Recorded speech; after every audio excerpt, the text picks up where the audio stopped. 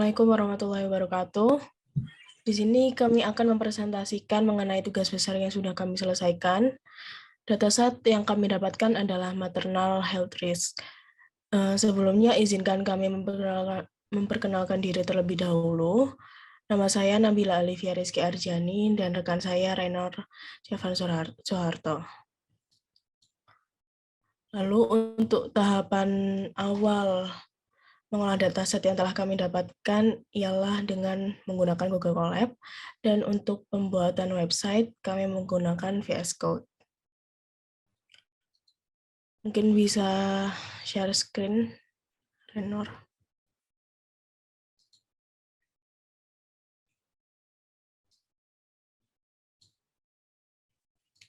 Nah, di sini kami mengupload file dataset di Google Colab terlebih dahulu, lalu menampilkan data tersebut. Lalu dataset kami termasuk tahap preprocessing binding. Di sini ada df info, yaitu untuk mengetahui variabel data. Lalu di bawahnya ada df untuk menampilkan seluruh dataset. Lalu di bawahnya, dengan mengikuti langkah binding, kita mencari array body temperature.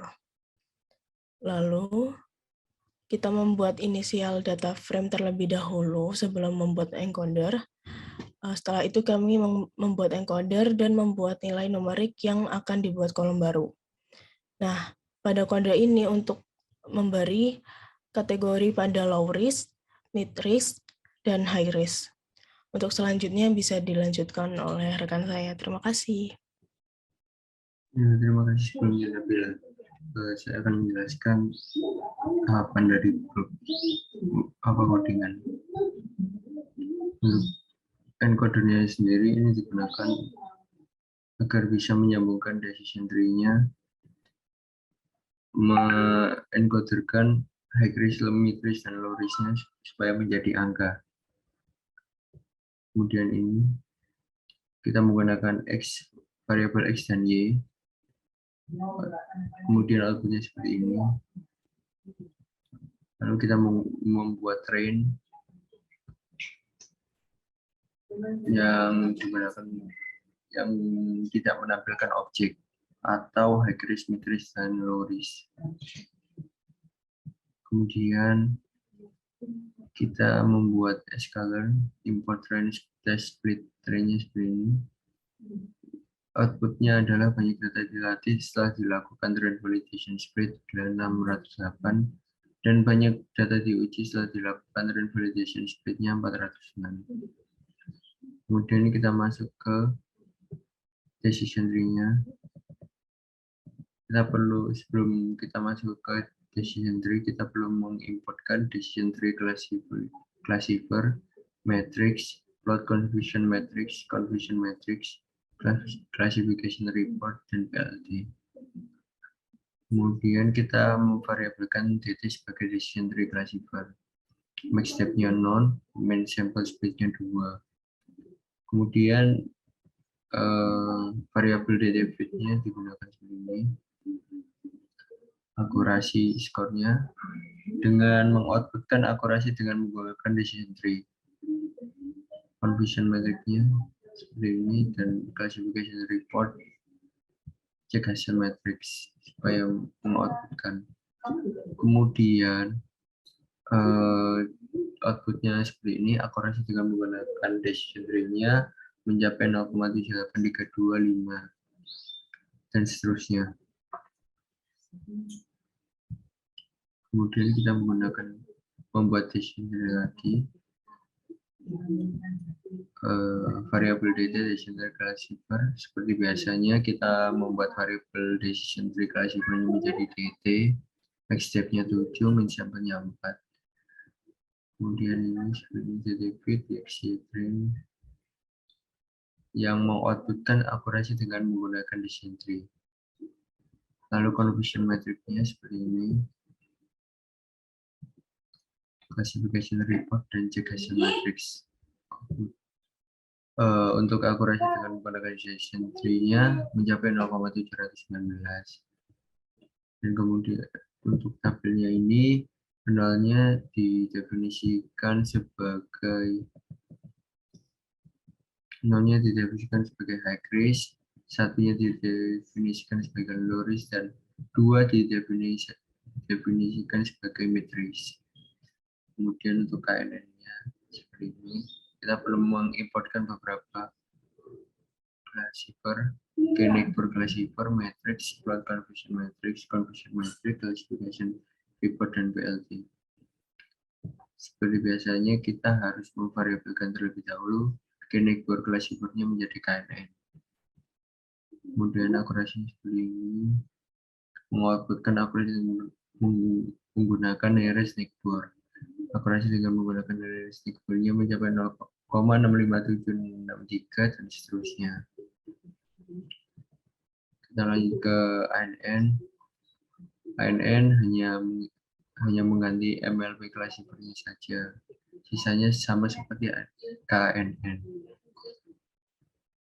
Seperti biasanya MLP classifier-nya kita ubah menjadi variabel MLP.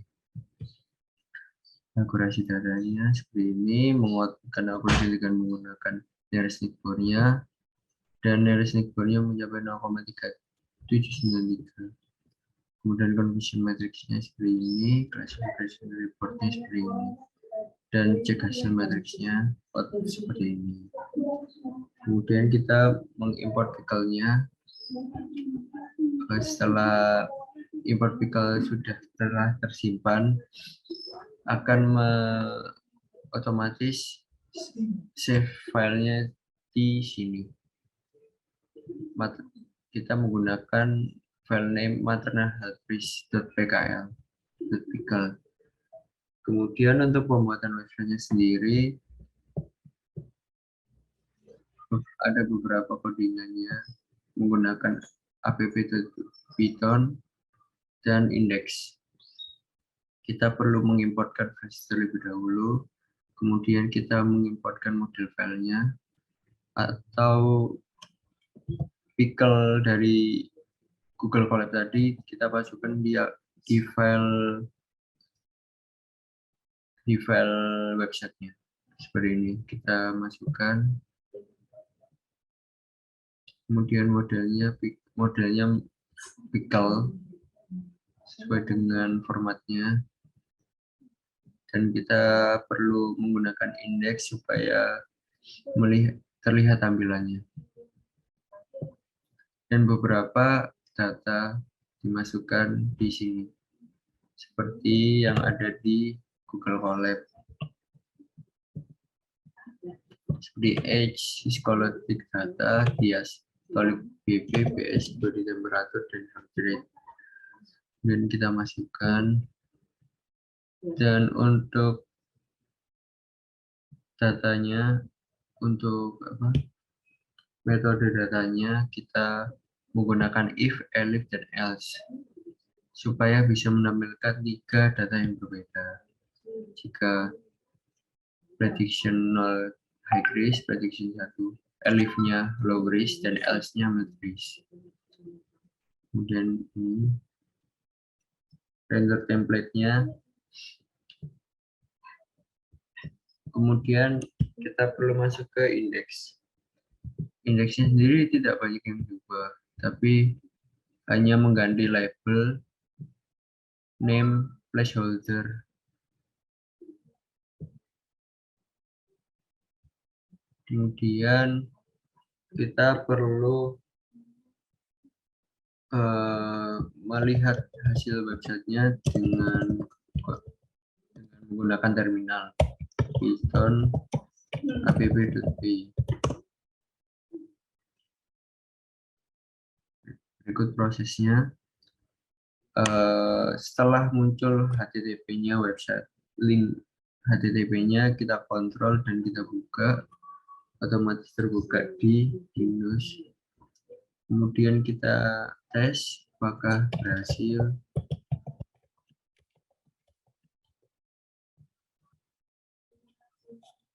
Prediksi kehamilannya telah bisa.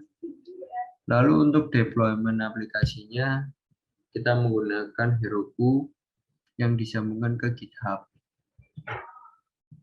Kita perlu mengkonfigurasikan beberapa seperti git init, dan kita perlu meloginkan akun Heroku kita.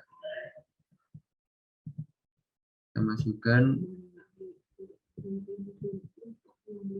kemudian kita meremotkan akun GitHub kita.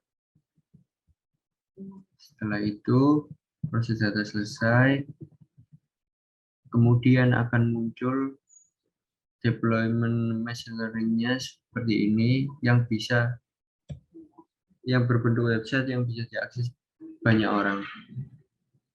Kemudian untuk keakuratan data ini, kita bisa coba melihat dari tabel yang telah disediakan, hasil dari tabel yang telah disediakan. Misal kita membutuhkan HighRisk, data HighRisk. Kita memasukkan data HighRisk-nya 35. Dan 40.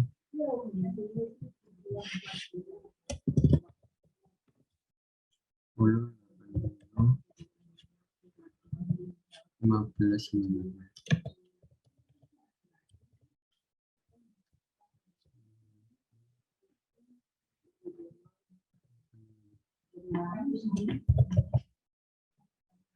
Jika di dataset ini memunculkan HighRisk di website ini,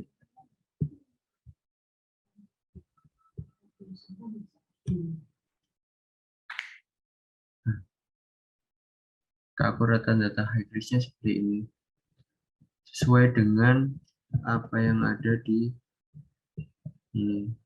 datasetnya. Kemudian kita mencoba untuk midrisk. Midrisk-nya kita mencoba menggunakan data ke-6. 130, 70,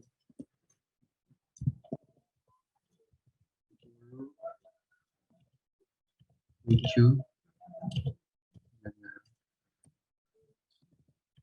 98, dan 78. Jika di datasetnya ini diencoderkan menjadi 2, yang dimana 2 itu termasuk midrisk. Kita coba. Nah, ini keakuratan data midrisknya sudah sesuai dengan tabelnya. Kemudian kita mencoba untuk dataset yang low risk. Kita mencoba menggunakan data ke-35.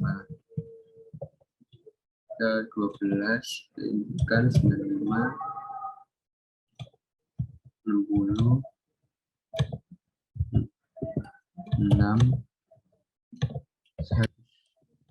109, dan 60.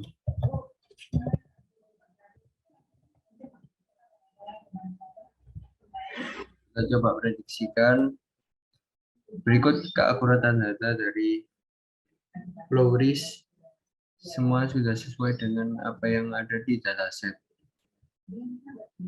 Dan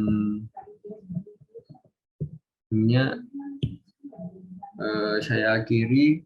Terima kasih telah menonton video kami. Saya akhiri presentasi dari kali ini. Kurang lebihnya mohon maaf. Wassalamualaikum warahmatullahi wabarakatuh.